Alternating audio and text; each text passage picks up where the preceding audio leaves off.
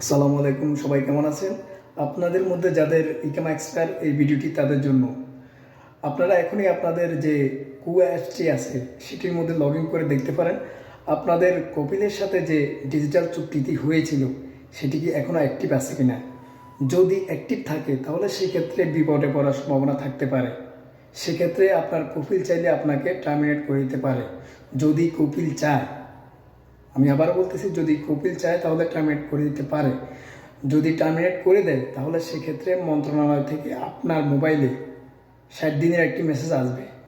তো এই 60 দিনের মধ্যে আপনাকে অন্য কোনো কপিলের আন্ডারে অবশ্যই কফালা হয়ে যেতে হবে, নয়তোবা 60 দিন পরে আপনি হুরুপ্রাপ্ত হয়ে যাবেন।